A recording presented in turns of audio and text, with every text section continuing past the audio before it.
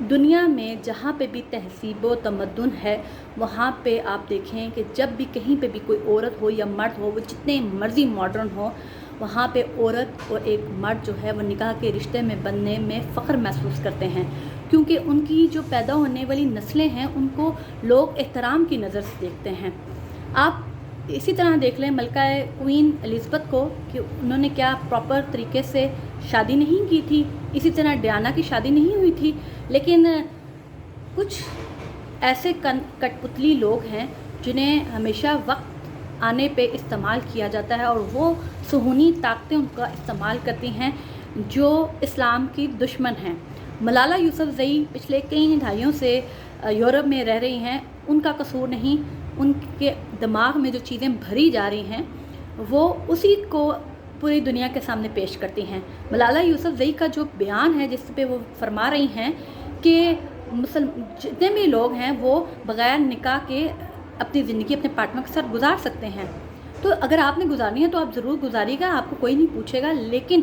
کہیں پہ بھی عورت چاہے کتنی ہی ماڈرن کیوں نہ ہو، مرد کتنا ہی ماڈرن کیوں نہ ہو، وہ ہمیشہ نکاح کو ہی پریفر کرتا ہے۔ اور پاکستان کے اندر جو پوری دنیا میں آپ دیکھ لیں مسلمان ہیں، ان کے گھروں میں جو فیملی سسٹم ہے اس کو تباہ کرنے کے لیے صہیونی طاقتیں رات دن ایسے کنٹروورشل قسم کے لوگ جو سیکولر سوچ کے لوگ ہیں یا جن کے مائنڈ سیٹ کو چینج کیا جاتا ہے، ایسے مسلمانوں کو ان کے اوپر انویسٹ کرتی ہے اور ان کو پھر لانچ کیا جاتا ہے کہ مسلمانوں کو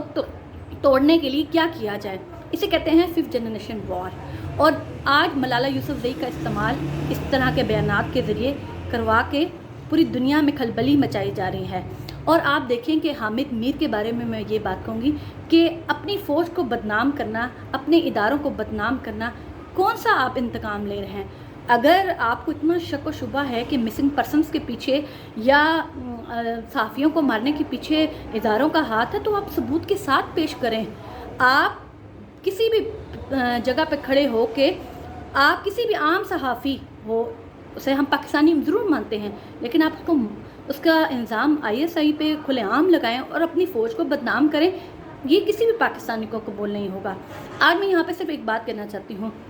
کوئی بھی پاکستانی اپنے دل پہ ہاتھ رکھے اور بتائے کہ جتنے بھی سیاستدان ہیں وہ آپ سے ووٹ لینے کے لیے آتے ہیں، آپ کا ٹیکس کا پیسہ آپ سے لیتے ہیں، لیکن کیا وہ آپ کے لیے جان دینے کے لیے تیار ہوں گے؟ کبھی بھی نہیں ہوں گے۔ جو فوج جس کے بارے میں کہا جاتا ہے کہ یہ 80% آپ کا بجٹ کھا جاتی ہے، تو وہ کیا فوج کبھی بھی آپ کے لیے بارڈرز پہ جان دینے سے گریز کرتی ہے؟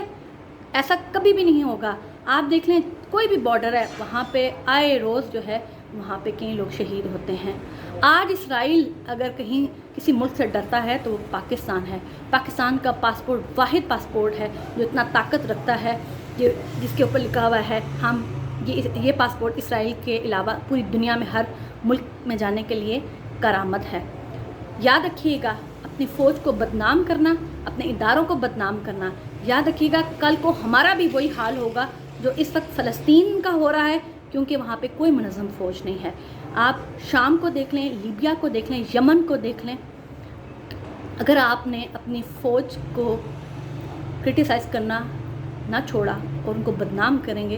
اور ان کی صلاحیتوں کو کمزور کریں گے تو یاد رکھیے گا اسرائیل امریکہ جیسے ملک ہمارے ملک میں بھی گھس کے ہمیں ختم کرنے میں ٹائم نہیں لگائیں گے۔